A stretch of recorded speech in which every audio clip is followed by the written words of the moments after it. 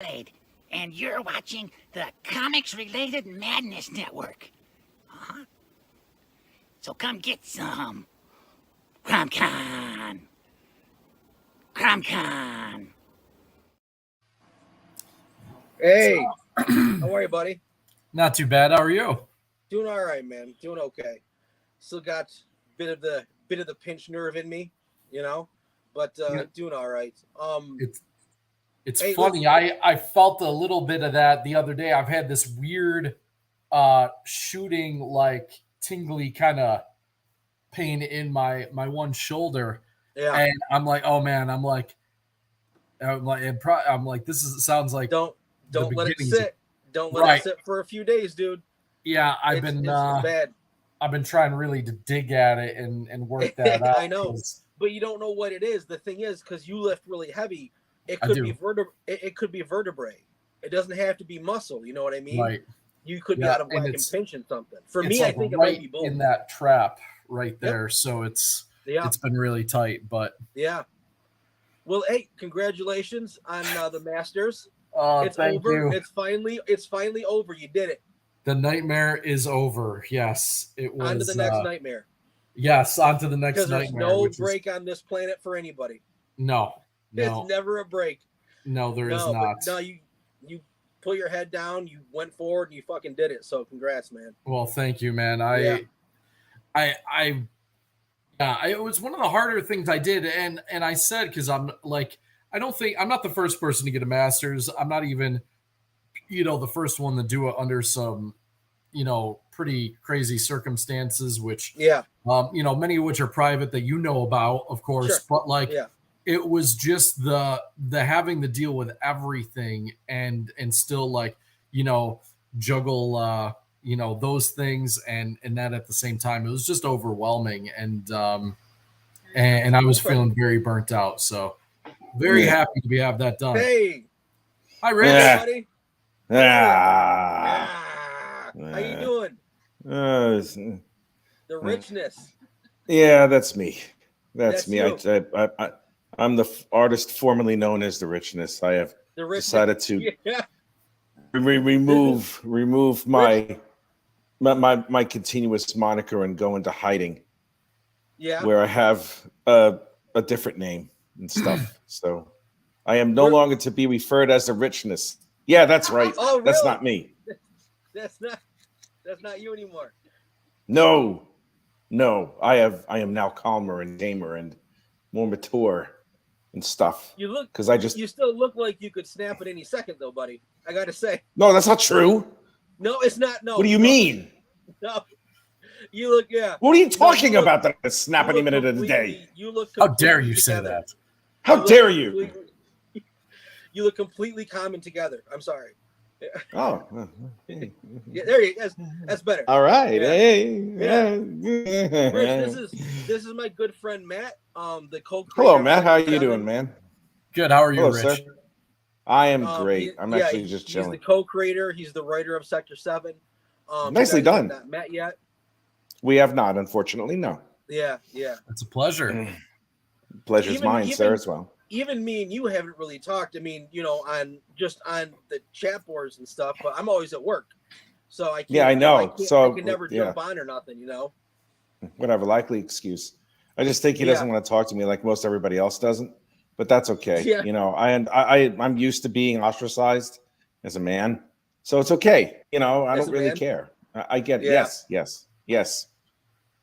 Especially. So are you in the UK? I am right now. So yes, I am. What time is it where you are? Midnight. Oh wow. Yeah, I'm working on some robot head concepts that I'm going to draw digitally through Photoshop, and I'm having a lot of fun with it, playing around with some stuff. I've been doing some work of late, but I'm trying to just reacquaintance myself with this because I will be teaching this in a month. So I kind of want to get my sea legs together, if you will. Through exactly what venue? I'm doing like right live, like in a class or online? Yeah, absolutely in a class. Absolutely in a class. I'm a university lecturer over at Nottingham Trent University. Really? In yes, I am in Nottingham, and it's their sister school, Confetti. That's the name of the school, and Wow.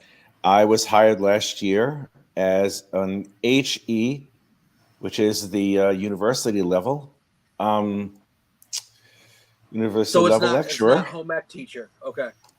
No, it's not. It It's is not not home home ec. ec. You're not No, burning the no, waffles. no, no, no, You're no, not burning the no, waffles in no, Nottingham. Okay. no. I am not Good. burning waffles in Nottingham. Good. That's Good. that's that's by the Leave that to wayside. I used to Guinevere. burn. That burning the waffles is code for another type of like cooking. If you know what I'm talking about, there, pal. So you Is got to it be a little really? careful there, man. Oh yes, it is. Is it Yes, really? is. I have not No, it heard is that. not. Wow. But I'm just saying it is now. So Yeah, I was So gonna now it say, is. like, I was gonna So say, I now- think just about anything can be a euphemism in Britain. Like, Yeah. like, you yes, can it just is. like, Everything is like a you can useful- turn anything into something dirty. Like, Yeah. Yeah, the Brits really love their innuendos because they don't have the balls to just say it. You know, because Yeah. Yeah. it's like, Yeah. hey, you guys really flip the pancakes there, right? You know, like Yeah. that kind, like anything can just get turned into something Yeah. dirty. So I don't want. I don't want to say it because you're Matt. You're helping me let my id come out. It's like I don't know if I want to do that on the first time I'm on Romo's show because I don't want to embarrass him So completely. with your type of personality, which is definitely more out there for the UK, Jesus. how do you get along with people there? Surprising. Well, Really? because Okay. it's not as upper crusty as you think. I mean, the sense of humor here is a little guarded, but I think what it is that as long as you project a good energy and you don't. I can't believe I friggin' said that. Where's my chai tea now that I said that? Projecting good energy. I'm gonna go get you. I know, right? What the hell? Where's my chakra and my? I just finished my Reiki massage a minute ago. That's the stupidest thing in the world. A Reiki massage. It don't even touch you. It's like why? All right. Anyway, I'm not going to get into it because I'm going to get really naughty if I do. But as long as you're as long as you're a good human being anywhere in the world, as long as you're a good person, and you project a form of respect, and you're not an ass, it's just. I mean, sometimes language can be a little bit of a deal maker. You know what I mean? Because there's so many terms that we have here that is commonplace there, but they're really bad insults here. Like the word "see you next Tuesday." Yeah, dude. Oh my God. Yeah, they say it here like it's a word "the." I wanted to move to the UK just so I could say that word more freely. Oh, I just say it. It's I mean, really bad. It's really bad. Even even the way it comes out of your face, it's like heavy and dirty. Like it's really bad here. Oh, but it's like a national pastime to say it. It's like they say it at all sorts. They say it all sorts of sporting events, and kids say it, which I think is the funny. Oh God, it's the funniest thing. I went to one of these. I went to one of these independent wrestling matches. Yeah, they have those here too. And there's a whole bunch of kids like between the ages of 5 and 7, and I'm like, you smell like poo. I'm trying to be reasonably Adults. clean in front of these kids. So do you mind if I just can I make this like a PG-13 thing where okay. I don't care. Yeah. Oh, okay. Well, it's the funniest thing is like the 5-year-old walks up to the ring and says, "Oh, you fucking cunt! Make sure you don't take the wrong bump." And I'm just like, never give this guy free reign, man. What's wrong with you? Now I gotta put the I was like, this is a 5-year-old kid. He just walks up and says, "Oh, you fucking cunt!" And I'm like, I love it. Oh God, that's what the hell? Yeah. And the parents are laughing their asses off. It's the best. It's funny as hell. I wonder this. Do you think their accent kind of takes the sting off of the word? It's the funniest thing in the. It's hilarious, but the Irish. It is. The Irish say it like there's all that area says that word, but when they say it, it doesn't sound as heavy as when someone says it here. Well, it's taken much more seriously in the United States. It really is. I mean, it's really an insult in the United States. Where here, it's like, it's sometimes it's a term of endearment. Honestly, now if you call a girl a slag, that's a problem. That's a problem. And I've heard that too, and it's funny. I use that here. Oh man, I mean, it's like if women, not to women, but just jokingly, if I'm texting my wife or something. No. Oh yeah. It's a thing to say. It's oh, you fucking slag, nasty. And it's like, what? Wow. You get smacked if that happens. You will get punched in the face by a chick. That's nasty. If you say, wow. Oh, it's horrible. Yeah, you're not supposed to say it. Okay, what about like this had nothing to do with this show that I had planned. This is great. So I guess what about like over here, just saying like slut isn't that bad. Like women call each other sluts or hey bitch, you know what I mean? Like how is that over there? Slut's really not a word here. It doesn't exist. It does exist, but I rarely hear that. I mean, slag does it. Slag and cunt really, that covers the gamut. That's it. You're good. Really, you don't really need anything else. Or you tosser, or you fluffer, or you bell end. You know what a bell end is? You know what bell end is, right? I don't know what it is, but I love the word. No, a bell end is the head of the dick. Oh, wow. It looks like a bell at the top, I guess. I mean, I don't stare at it and examine it, to see about the shapes and all that stuff. So I'm like, all right, well, hey, it does. I never knew. Yeah, they really do love their euphemisms. You're right, Matt. Oh, they do. They love their innuendos. Awesome. They love their innuendos, and the innuendos are corny as hell. Yeah. And it's like they can't seduce anybody. The women can't. Most of the women, they can't seduce anybody to save their fucking life here. It's almost awkward. It really is. Well, one of them, one came up to me and she's like, "Sarah, if you want to get ill saucy with me," and I'm like, "No, that means I just want to put it on my macaroni. I don't know what the hell you're doing." It's just odd. It's just the way that they say it. It seems creepy. It's like, ugh. I prefer. I prefer like the type where it's not implied. Where you're not. It's just so different, Yeah. It's weird, So some of the culture things over here are weird. Yeah. You want to come stick your ding dong in my hoo ha? Like it's a little weird. I've heard that. I've actually heard that. Stick your ding dong in my hoo ha. Yeah, it's a little bit weird. Have at it then. Says, "Yep, how you doing, Mike? How are you, buddy? It's been a long time.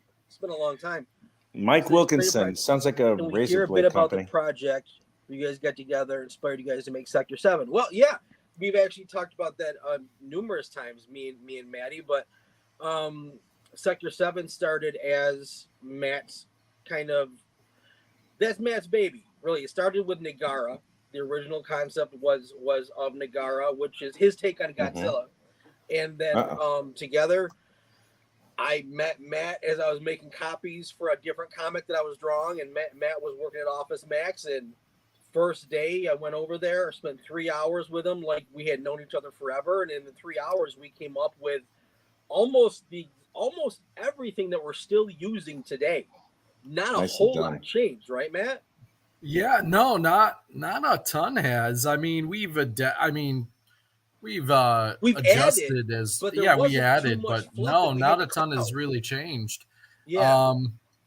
Just as a heads up, it's your name says we're on Indiegogo though. Oh, I'm sure. I use it. It asked me if I wanted to use YouTube or if I wanted to use Facebook to get on the stream.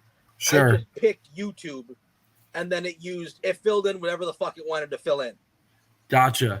I was chuckling about that a little bit. I'm like, yeah, I can't. Old one. I didn't even notice that because like half my brain is saying "ow" from the pain, and then half my brain is trying to focus on the conversation. So, and you see how fast I fixed it while you were talking. Look at that! Did you see that shit? He just shows up like a thief in the night. He just like pops up out of nowhere, man. I don't know what he's doing. That's why he's called Pops, right? I know, right? Well, actually, you know what? That's true. Holy shit. Badass. That was really cool. That was. So yeah, Sector 7 is Matt's baby, and it kind of became my stepchild in a way. It was We're originally married. Matt's idea that we co-created the rest of the world together. Yeah. We have a domestic partnership here going. Yeah, Tony, man, I gotta tell you, dude. I gotta tell you, Mr. Romo, you have really stepped up to the plate and taken this child on as your own. It shows that you're a real man. Shows you're a real man, not like the scrub that abandoned Matt and everything like that with that child all by himself. No, son of a bitch. No, I'm not. Yeah, that's right. I'm that's right. You're not a bell end like the father, his baby. That's right. I've got so Brittany actually has Brittany who's producing for me along with Pops. She has some art that she's gonna share the screen with for Sector 7. Where's Brittany? Brittany's over on. We're in the bedroom. I'm in the chair, and Brittany's over on the bed on the laptop. Oh, is that your missus? Yeah, that's my. Hi, Brittany. How are you? Nice to meet you. I didn't know she was here. I wouldn't use such horrible language. Yeah, hi, Brittany. Okay. We use it all the time. Oh boy. All right. You should. Okay. He said it, not me. Oh boy. Brittany's my bad bitch. She's okay. She's good. Wow. All right. I'm scared now. I got lucky. Yes, you did. Yes, you did. Way out of my league. Throw this out there now. She shared this screen up. I'm the one actually sharing the screen. So just tell me where you want me to go. Okay. She popped it up, but I'm actually the one. It's on my computer. So you tell me where you want me to go with this. If you just want to scroll down, just show some of the artwork, buddy. That's all. Yeah, let's see some of that fantastic artwork of yours. That's Rob Willis. That's Rob Willis. This is Rob Willis. Dude, unbelievable. I thought that was yours, man. No, dude. God, I wish that was mine. He draws the characters better than I do. It pisses me off. Let me see this for a minute. So good. Yeah, that's game changer stuff. That's game changing. It is. Like as a cover that is artist, game changing. I've never seen interior pages. But as a cover artist, Rob is top shelf. Absolute. Those inks are stellar. Yeah. I am blown away by that. This is the first time lately that I've seen. I could swear they're image inspired. You know what these remind me of? Matt Ryan over Andy Kubert. For me, Matthew Ryan. For me, it's David Finch, and then a little bit of Richard. What's his name? I forget his name, but he inks for Greg Capullo when Greg's working at DC. Oh Christ, I forgot who that was also. Man, and I love the guy. Damn it, I feel so bad because he's absolutely it was Jonathan Glapian, but Glapian, yeah. Glapian's not there anymore. He didn't something happen with that guy? Something happened between him and Greg. I think Greg threw him under the bus or something like that. But that really, I think afterwards they started working together again. So wow. Whether that's true or not, I wasn't there. Who the fuck knows? But who cares? But if you look at some of the line work, it's like Glapian's inks over Finch's pencils. It's so beautiful. But the textures, there's so many textures in that. Yeah, that's insane. It's unbelievable. That's what I love about the inking that I'm looking at right over there right now, because there's so much differentiation with the structures and the texture. That's not easy to do on a cover of that size and caliber. That's just insane. That had to have taken a while. At least a week. Weeks, yeah. Oh Jesus. Yeah, absolutely unbelievable. So this that's why he's a cover artist. Yeah, right. This is coming up. This is my stuff. This is your art. This is me. Yeah, these are interior pages. Dude, forgive me. I thought I love your art also. It's okay. Shit, you're a better artist than I am, and I'm pretty fucking good. I drool over Rob's stuff too. No shame. Rob is fucking amazing. I think they're both freaking ridiculous. Like it's I agree. Amazing. Yeah, you're both game changers in this thing, man, and it makes me really it makes me proud that I see quality of work like this. You have a great cover, and then you have great interiors that are from separate artists. That's a rare thing. Usually, you get like the kick-ass artist for the cover, and then the art and the interior is shit. Right. But this I'm sorry. That drives me crazy. I can't. Oh yeah, it's a stupid ass cash grab. I can't stand that shit. I don't think in indie comics there's. I mean, unfortunately, it is what it is. But in indie comics, when you're paying $15 to $20, like to me, it's got to be top notch. Every page has to be absolute top quality. Yeah. I mean, it's no disrespect to anybody who does that, and it's no disrespect to the cover artist or the interior artist in and of itself. It's just that it's like when you have such variations of cover and then you look on the interior, as a fan, I would go, well, wow, man, I was hoping I'd be able to see this. It doesn't even have anything to do with indie, but just indie because of the price point. That's my only thing. That's true too. But it's something that, I mean, dude, all through the 90s, like the late 80s and 90s, I would pick up DC books all the time because of the cover, and I'd open them up and I'm like, oh my god, this is shit. Like I can't. Yeah. And I'm an artist guy first, so. Yeah, George Perez is the guy who would do a lot of the variant covers and everything, and then you see the interior art. It's like Ken something or other Barbie guy, whatever the hell his name is, and it's like no one gives a shit who it is. Different world, completely different. Oh world. yeah, and absolutely, 100%. It sucked. I don't like that. I don't like it either. I don't. You know, when it's that bad, and you know that it's that bad, but you still put it out there anyway. It's like I actually just saw a tweet, and it was a cover for Wonder Woman, a new cover, and her head, like she was running towards the camera, and her head was so tiny, and the body so big, and it was like, dude, this is a professional cover for Wonder Woman. No, it's not.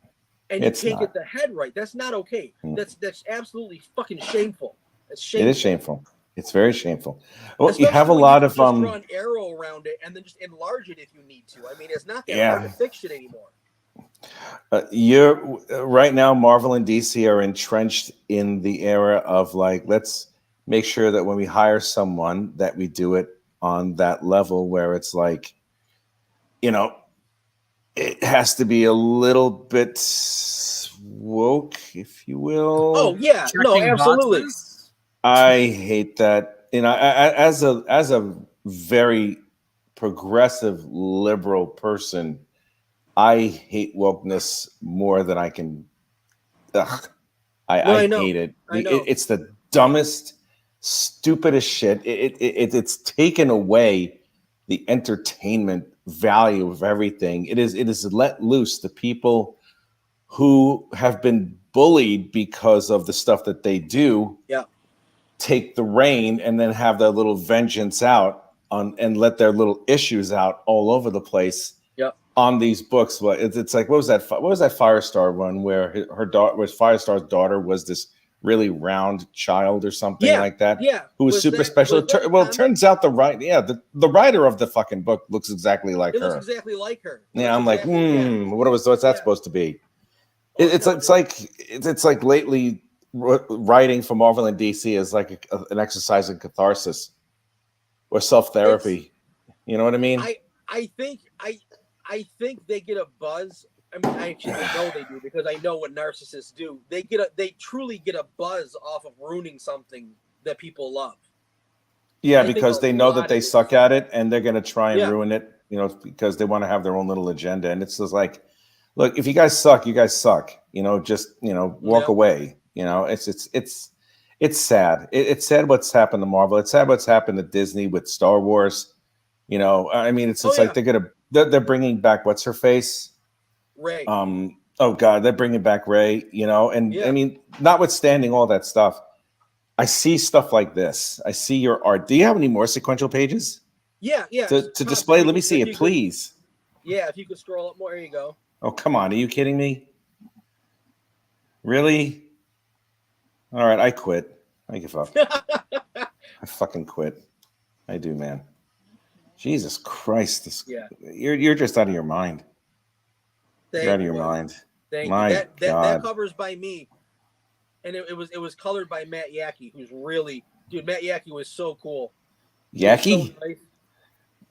Yeah. I'm sorry. I didn't mean to make fun of his name. I'm sorry. That's his coloring? That's his coloring, yeah. Where the fuck you find this guy? Matt Yackey. I just asked like 4 or 5 people, hey, who should I get to be a colorist when I was first launching this whole thing with Matt?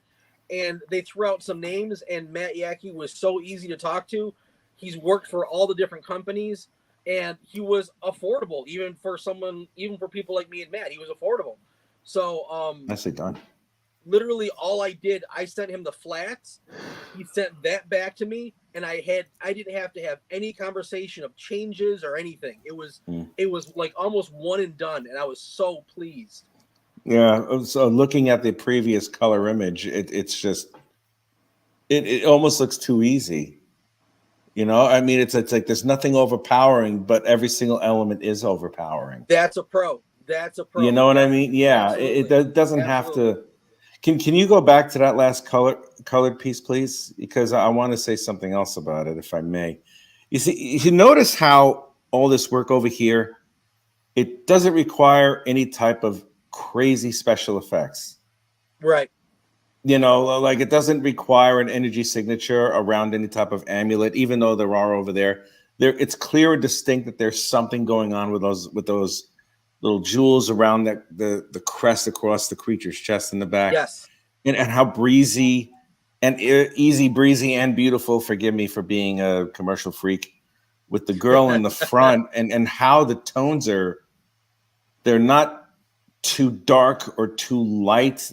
I mean, given the ambient light that you have there, it just looks fantastic. This is like, I would have a very hard time if you guys didn't make one of the highest Kickstarter totals for something like this. Yeah, we're well, it's funny you struggling. should say that, because it's been a rough go, to be honest. It's been a rough go, and honestly, and here's the thing: it's not the product. The product, everyone loves the product. There's no way it's the fucking product. No. It's.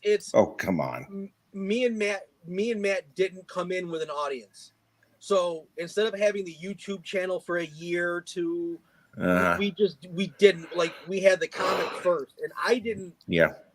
We didn't understand how the indie part of the business worked, and the comic book thing is my thing. The kaiju thing is Matt's thing. So it falls on me. I didn't understand how the indie side of the comics worked, where you don't just give out a product and people see it and they buy it like you're going to a comic shop. You need to have an audience with you when you come in, so that when you get the product out, it's an automatic grab. I had no fucking clue. Well, what you can do next time, I mean, I know. Forgive me. When I started my graphic novel, before I did that, I had a YouTube channel in which I built slowly, see if I can get people to subscribe to the work. And I would draw sequential pages on that channel. And that one was the one that channel wound up being one of the channels now that's the Madness Open Draw stream that's on Sunday night.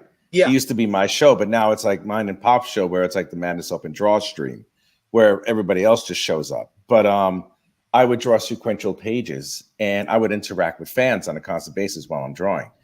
You guys got to do that. Yes. Yeah. Show. I don't draw. He knows. Well, you know what I mean. It's he fucking annexed it. I don't want to hear his shit. Anyway, so it's like interacting with fans, that helps tremendously. I mean, you have both you guys. Matt, even though we just met like maybe 20 minutes ago, I'm certain your personality is just as cool as his. So it's like you should put yourselves out there and just be genial. I'm working on building up, like he said. I know my way around comics pretty well. I've been a collector I'm for glad a you number do. of years, but really my expertise is in the giant monster stuff. So I've started to build that side of things a little bit, and really been trying to appeal to that crowd. So he hopefully the idea is Ron brings in the comic folks and I'll bring in the kaiju folks, and we'll meet in the middle and everyone will get what they want, hopefully. That's good, because what you have here is an absolute, I mean, come on, look at this ridiculous art.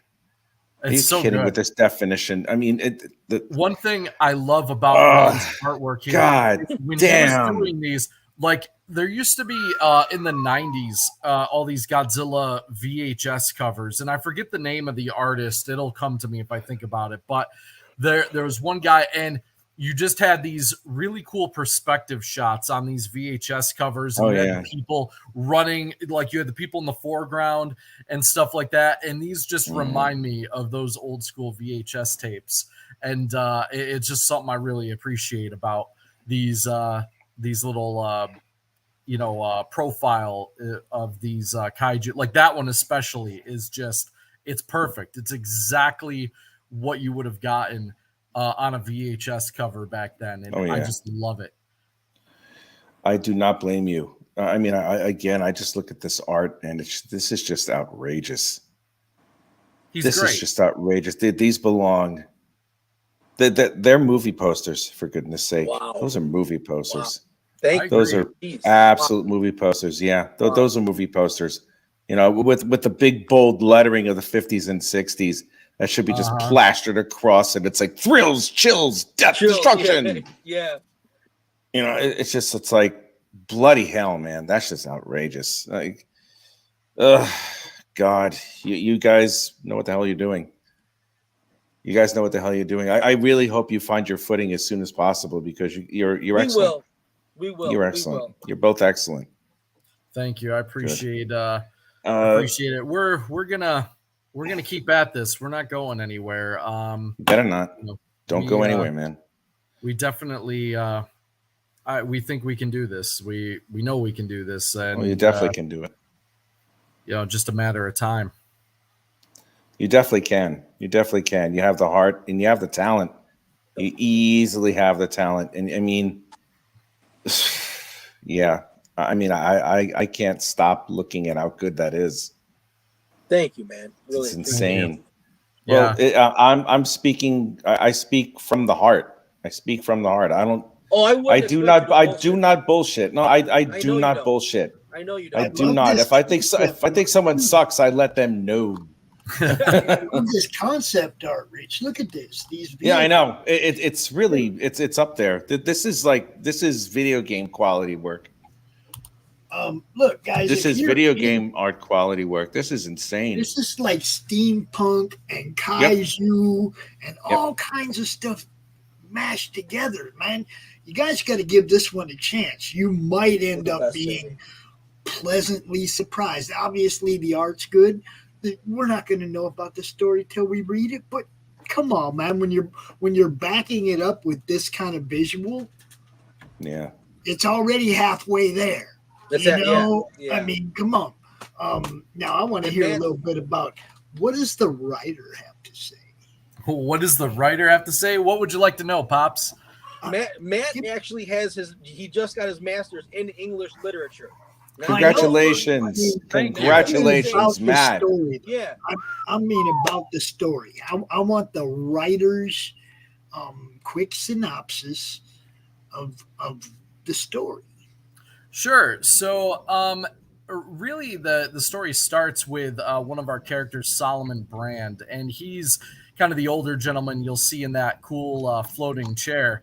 And essentially it begins back in World War II. There's a bit of a setup for our story, and he's kidnapped. His family is taken hostage by the Nazis, and he's forced into service. He's a prodigal mind, like absolutely brilliant. And they're doing some genetic experiments. They want to create a new type of super soldier that isn't going to get tired or anything of that. In the process, the growth hormones work a little bit too well, and they end up with Nagara. And as he's continuing to grow, they can't really control him, although they're kind of experimenting down that path. So that monster kind of gets locked away in a facility and sealed away while they build a new facility, realizing now what they have and how this is actually better than an army of man-sized soldiers. They now set out and they create 6 new monsters that are different. They were built different genetically so that they can be controlled easier. and for for some reasons we'll get to in the story a little bit, those are sealed away as well. Brand disappears for a number of years, and they never actually get unleashed. And we all know how World War II ends.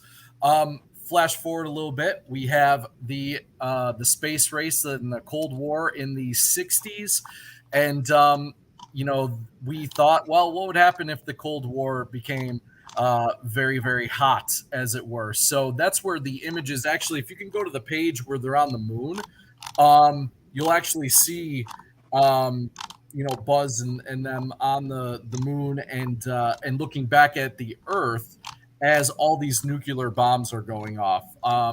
Essentially, right there. Yep. Oh my God. So you have Neil, the reflection in Neil Armstrong's helmet there on the far left, and then you see through the visor, and he's crying as he's watching this apocalypse go down back on planet Earth. In fact, in the very middle there, you can see the explosions going off. He's standing there on the moon and looking back in just, abstract horror, as this is happening. I love those panels. Ron did a ridiculous job on them.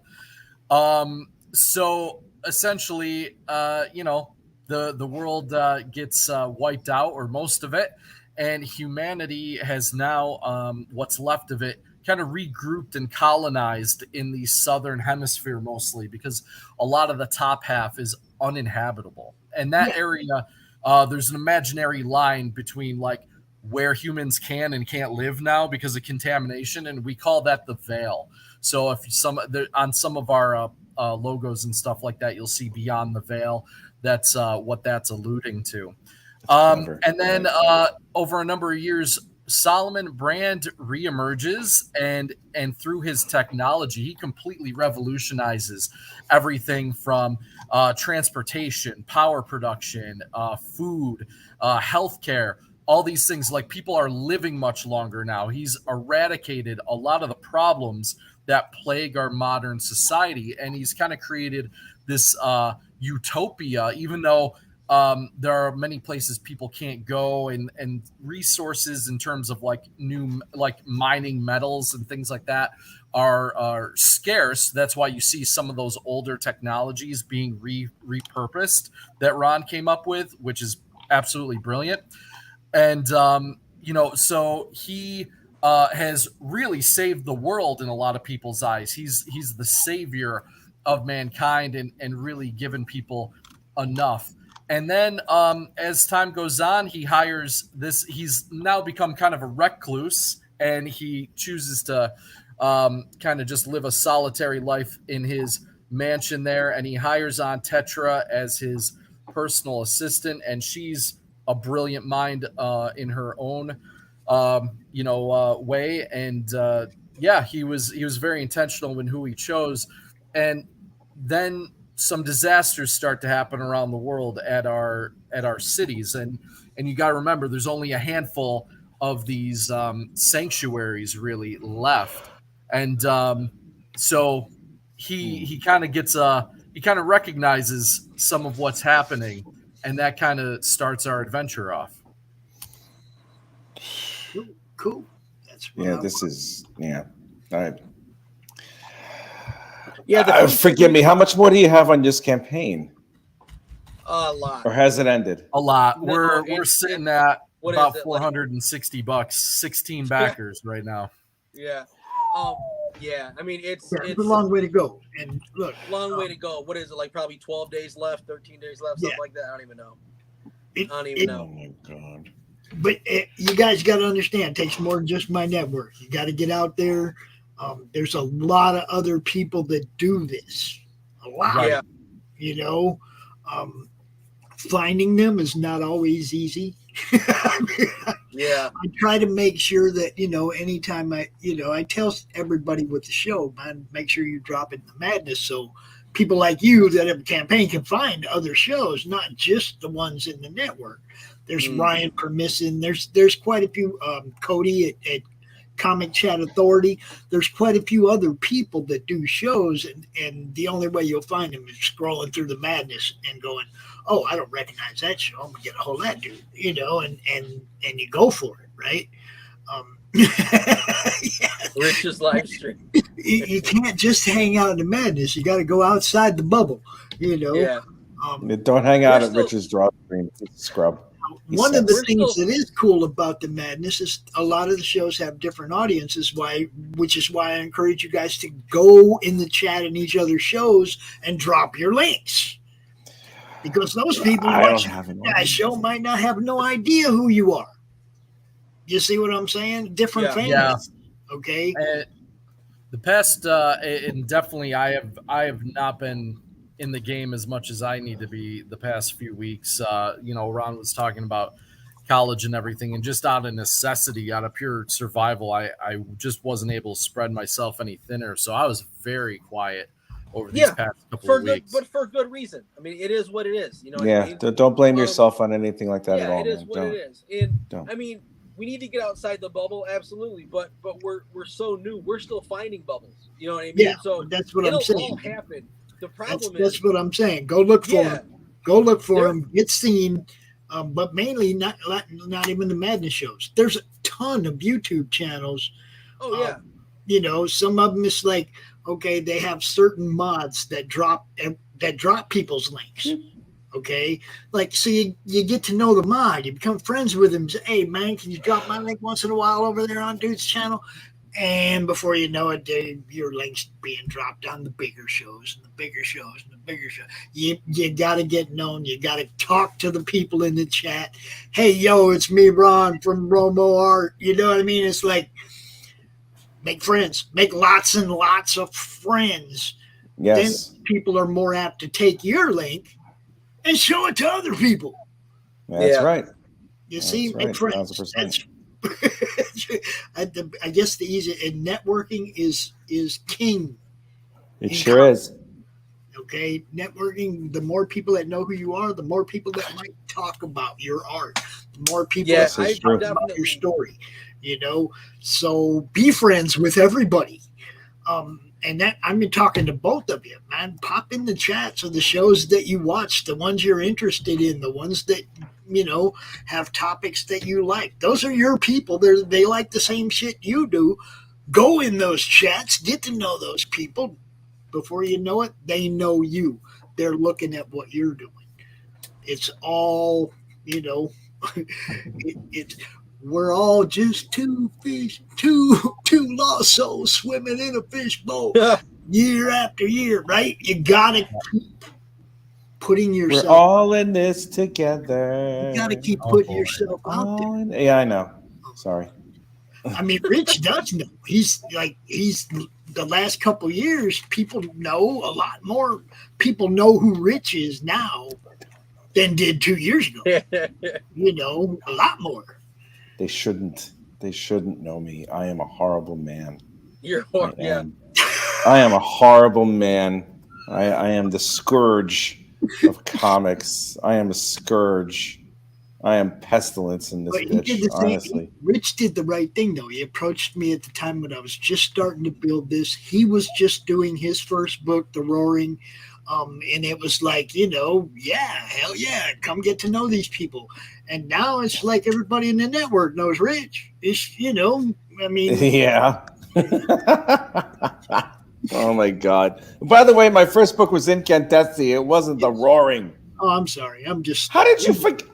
I'm smoking weed over here. Leave me alone. All right. Cool. There you go. Hey, you know what? It works. Actually, my granddaughter has fan art in Incandescent. That's right. She does. In issue 2, there's fan art of Pops' granddaughter there. Aww. And it's fantastic. No, it's so really nice. Cool. Well, it's like you see the thing is that I love what I do, and if I want to cultivate it in any way, half the work that you're going to do, regardless of how much art you put into it, half of it is going to be promoting yourself. Yeah, you have to be an attention whore, and that's a real. It's less than an eloquent terminology, but it's also the truth. It really is. That's the truth. That's the hardest part. That's why I'm glad I got hooked up with Pops, because I was doing videos before this, but it's not my thing. So it was like, okay, if I feel like it tonight, I'll do one, and then I'll post it 3 days from now. And this forces me to show up every Monday and Friday. You know what I mean? So this is really, having a schedule for this shit is really good for me, because it's absolutely not my personality to be out in front of the camera and promoting. That's the most difficult part. At first, I tell you, the first month it was the most fun, was the promoting, because I was talking to a lot of people, and a lot of people were really nice, like Michael Bancroft, like that was awesome. But then, like, once that initial rise kind of leveled off, I'm like, God damn, this is work. To get one more person to look at you, this is fucking work now. It is. It is work. It's definitely work. But once you see, here's the thing that you have to understand. Once you capture that audience and you produce the work that you do, and they love the work that you do, that particular member of the audience stays with you. And the only thing that you can do is just continuously go up. That's it. The only thing you're going to continuously do is just continuously go up. And especially with the quality of the book that you guys have. I mean, the story that Matthew talked about before with what you guys are doing, and how this is being put together, and it's just, it's really one of the more, it's one of the better put together books that I've seen in quite some time. Thank you. I'm not blowing smoke up anybody's ass either. It's a professional opinion. I used to do. I did this for quite a while for a living, and it's like, you know what you're doing. Now the only thing you have to do now is just get yourself there to the point where everybody else knows it. I've seen some kaiju books. Yeah. Okay. I've been doing this for 4 years. I've seen some kaiju books, but your kaiju monsters themselves are the best collection of, I hate using the word diverse, but different freaking kaijus. Okay. The art's badass, but you got very distinct, different. They all have a description that you give them a backstory. It's not just, that one's tearing up a city and go save a city. No, it's like you're giving them personality, complete life, right? It makes me so happy to hear that, Tops, because one I gotta give credit. So for most of these, Ron and I would kind of spitball. Like, I would say, this is what I have in mind. This is what, I remember describing the rhino guy with the huge fists and everything. And Ron ripped that dude from my description right out of my head and put him on paper, and it was amazing. I was so blown away.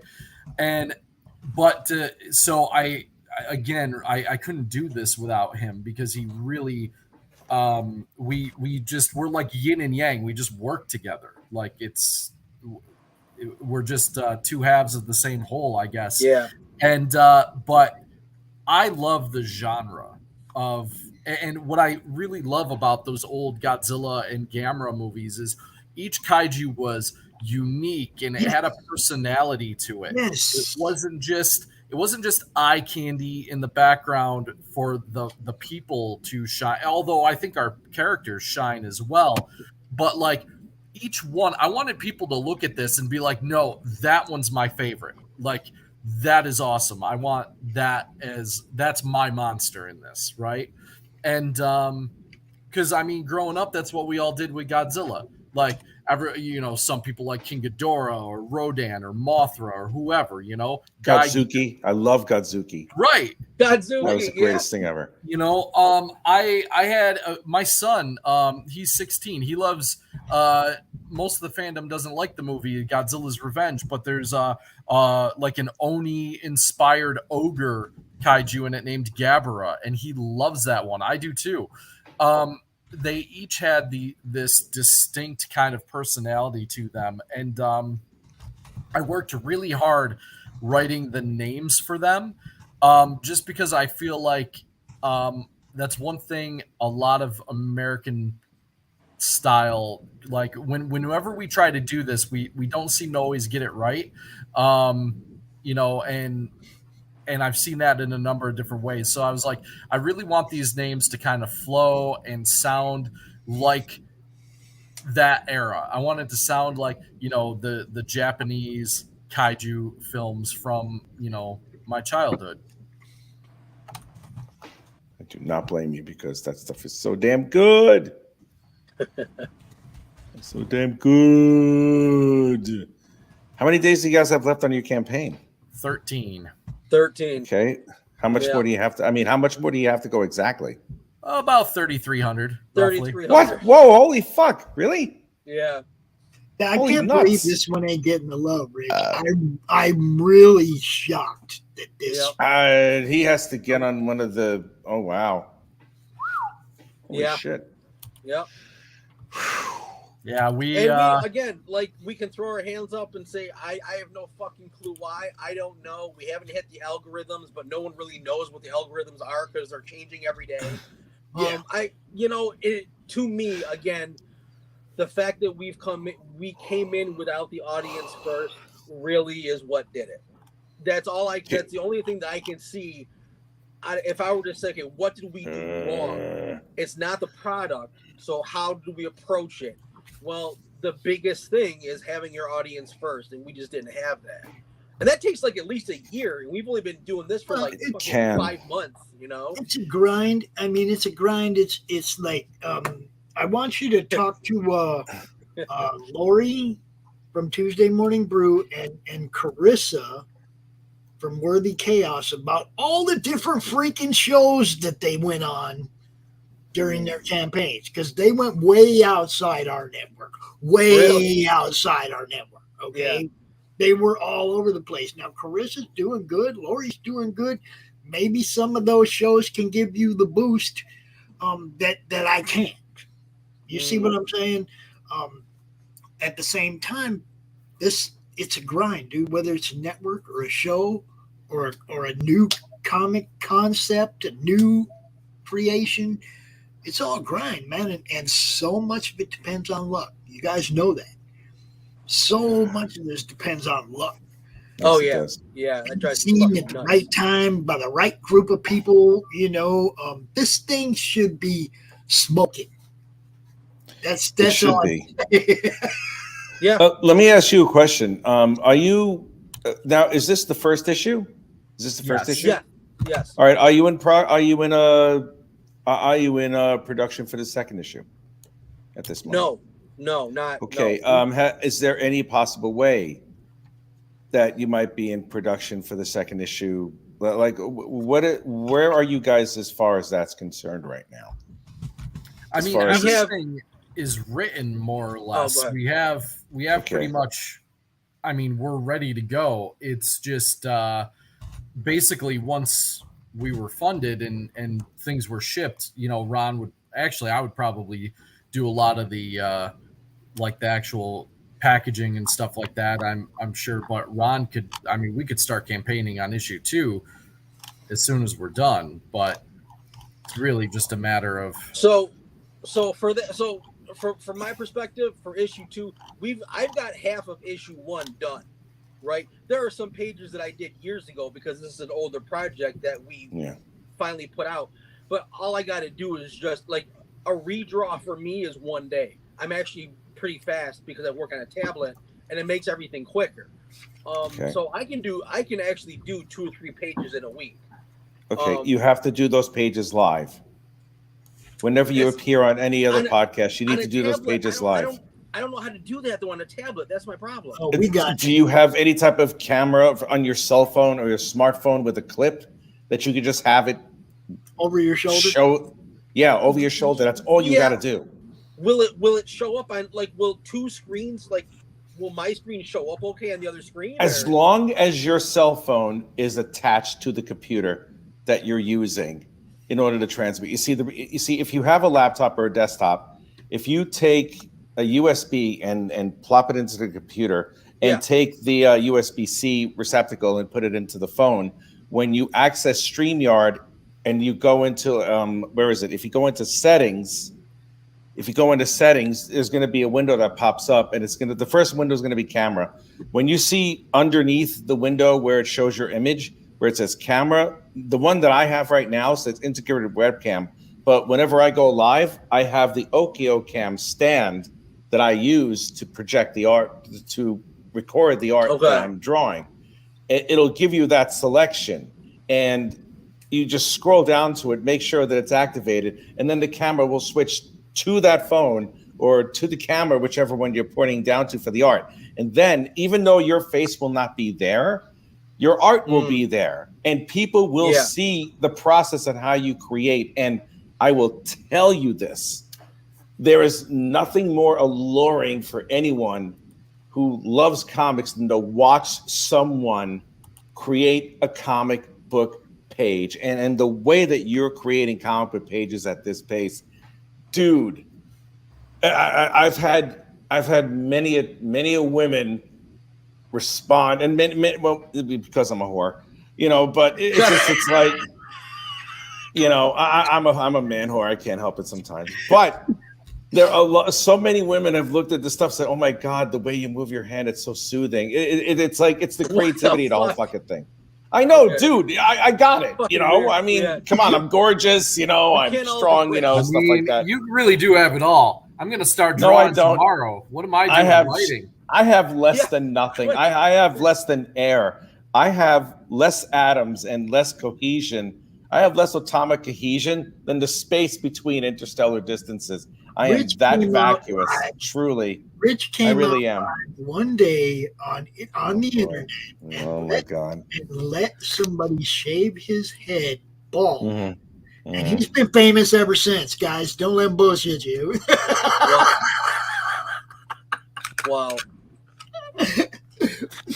He actually did. He was like, "Man, if I can get to this, I'll shave my head." And it was like, you said there was like, he was like $600 short or something of his goal with like a few hours left, and he's like, "Yeah, if I get there, I'll shave my head."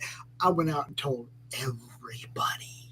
Yep. Nice. And I said I wound up shaving my head because we reached that goal. Fucking insane. If we reach our goal, I'll wear a wig. You gotta wear a sexy wig. You gotta wear a sexy wig. It has to be sexy. It needs to be beautiful, like you are. I kid you not. My students, I have a bright like crimson red wig that looks like the fast food joint Wendy's, right? It looks like that color hair, right? And and I will wear that around, and my students think it's the most hilarious thing in the world. They should. It's awesome. They die. And then I've got the pink wide rimmed Elton John glasses. I'll wear both, and I'm the most popular teacher in that place. Why am I not surprised? I am not surprised. Dude, get a slag wig. Oh, God, slag wig.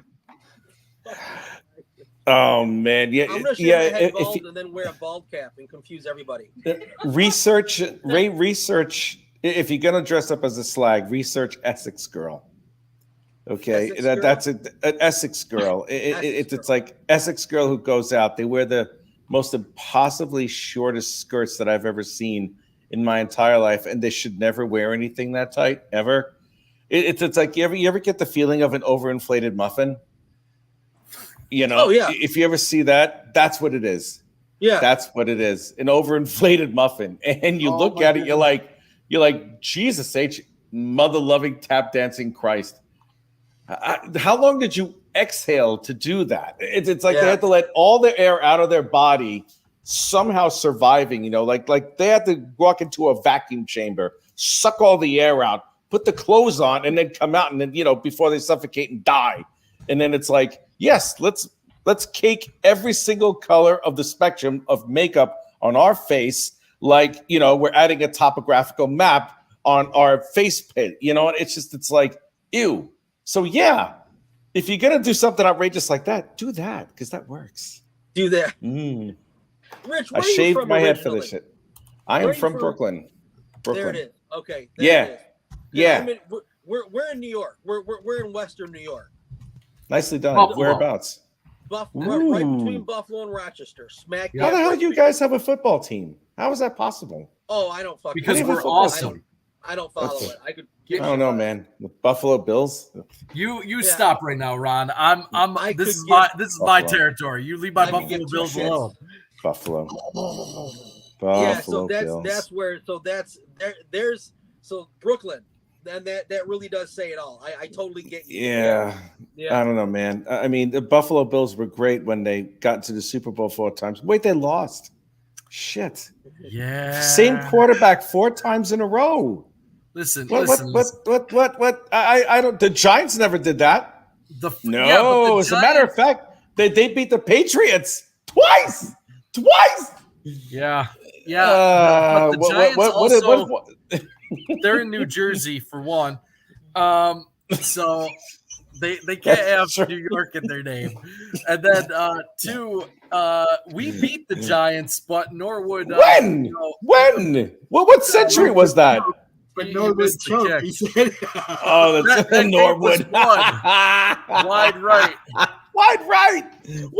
Laces out.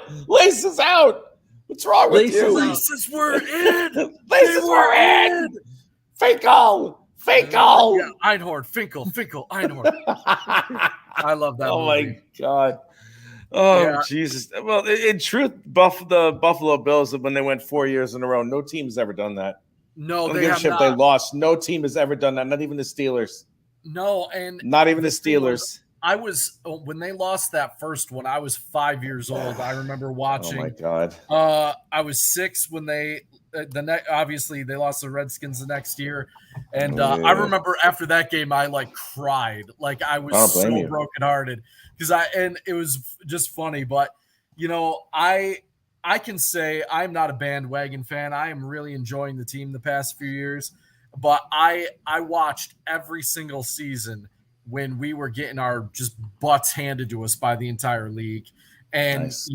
We'd start off 5-2 and we think, yeah, we could do it this year. We could go to the playoffs. It was just then the ball drops. 20 years of missing the playoffs. So I feel like I have paid my dues as a fan. I'm hoping we get that ring. This town really deserves it. No, it doesn't. No, it doesn't. I think the fan base here does. New York. Buffalo? Oh my God! What a shit! Yeah, no. It's an absolute shithole, dude. He said the loud part art loud. Not that it always, not that it always was, but dude, football pain. Listen, we're right in the middle of Buffalo and Rochester. We are. So anything awful in Buffalo and Rochester is headed our way. It's coming. Right. It's going to be horrible. Yes. I have my own version of football pain. Okay. The Vikings. Okay. I have my own version of that. Okay. Yes. You know. And the thing is though, I get it. Buffalo's, the as fans though, I don't know of very many fan bases other than maybe the Vikings and things like that are as devoted. We were selling out the stadium. We were selling out our games when we hadn't been in the playoffs in 20 years. Devoted to a team that's never won it. It's ridiculous. Yeah, exactly. And it's been there 4 times, never won it. That's ridiculous. Right. Yeah, so, no, man. It's not like the Green Bay Packers, Don't say that. I heard that Aaron Rodgers is now the quarterback for the Jets. Unfortunately. Why? Nobody cares. Why the Jets pulled that shit with Brett Favre? It didn't work very well. They think if the Jets are nothing if not consistent. So that is true. I know, right? Good help is so hard to find. Jets. I hate the Jets. I love it. That was perfect. Maybe that was Pops, I love that Muppet, man. That's Marmalade. That's RJ's. That's RJ's puppet. Yeah, that puppet has some serious identity issues after a while. All I know is I'm dead serious. Even if I could be super busy, and if I see him pop up in my feed, I'm watching that clip of that puppet. I don't know why. Oh man, that's just too much for words. I think I might have another thing with him in it. Maybe just a picture. I don't remember. I'm trying to figure this out here. I really think Jim Henson warped my brain as a child. I love Jim Henson. Who doesn't?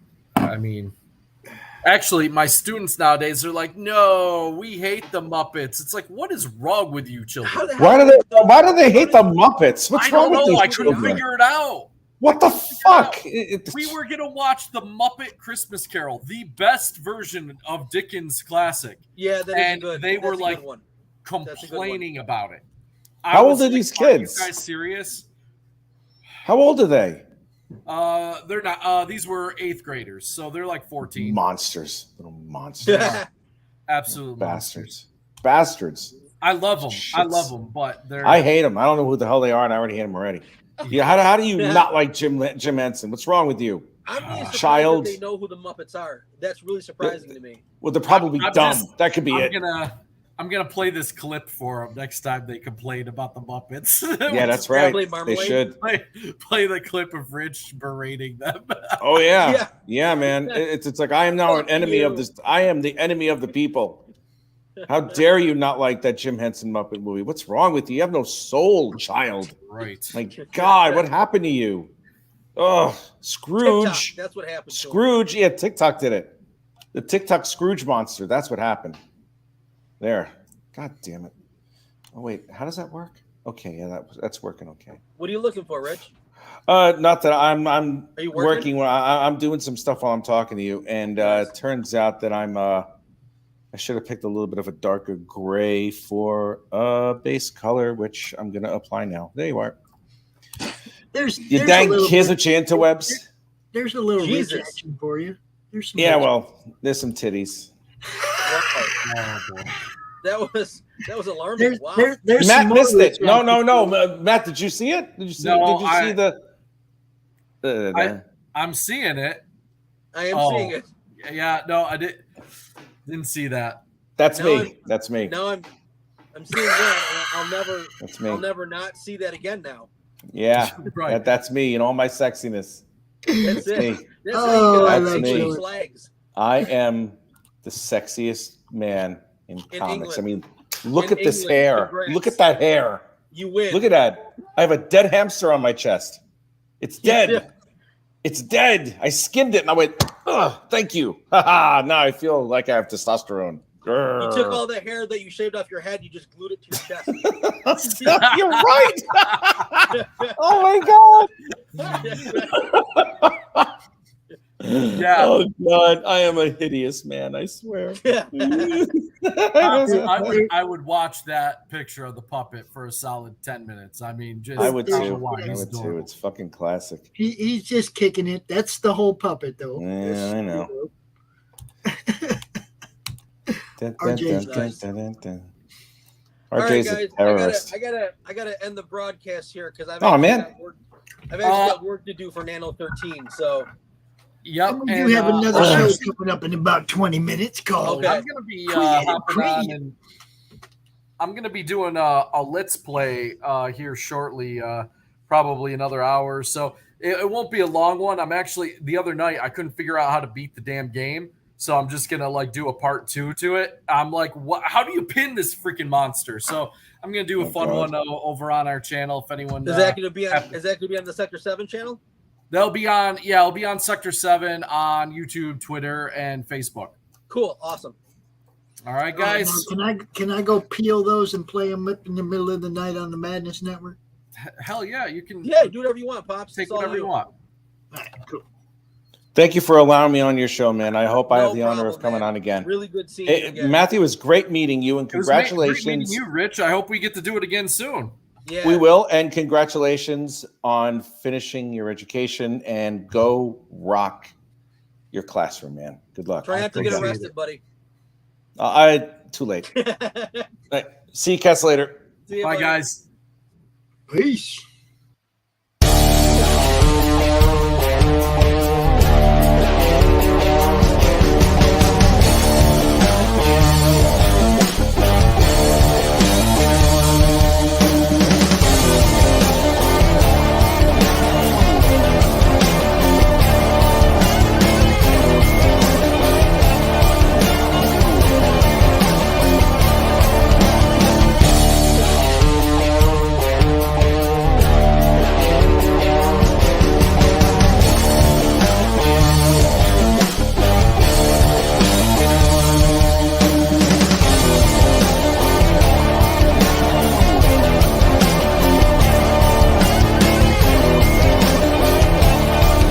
Madness Entertainment Group presents the Madness Comic Network, with original programming and additional comic-related content.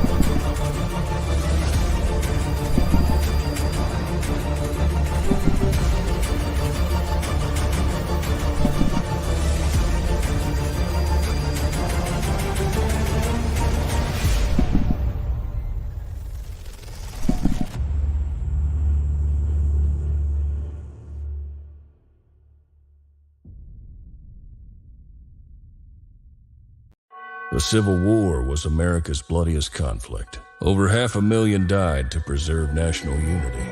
When the war ended, Confederates like Harley Brogdon headed west, shooting game for the Army and gambling. When a card game turns deadly, Harley shoots in self-defense, killing the card sharp who threw down first. Wilfred Knorr, the card sharp's wealthy father, will stop at nothing to see Harley hang.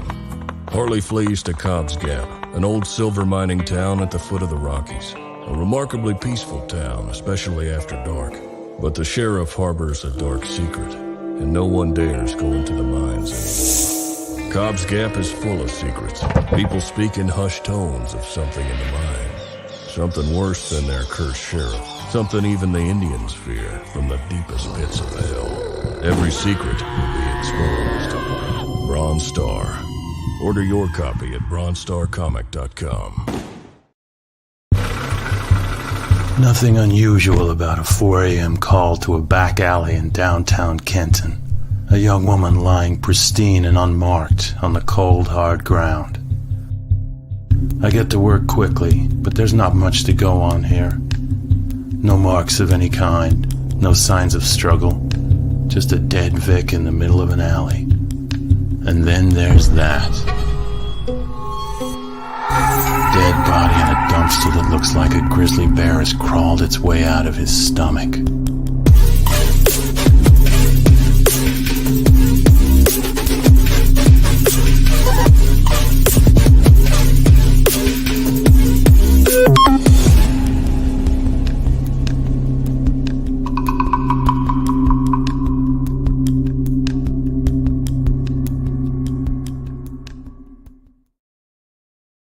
Comic Books for Kids provides comic books to kids in hospitals and cancer centers across the U.S. It's a place where we can all work together to make sure every child has a comic book. 100% of all proceeds go towards the kids. It's about making a difference, and while they're in the hospital, allowing them to fly like a superhero, battle dragons, or rescue teddy bears. We are in every state in the country and now support over 160 hospitals. Every month, we add more. Visit cb4k.org.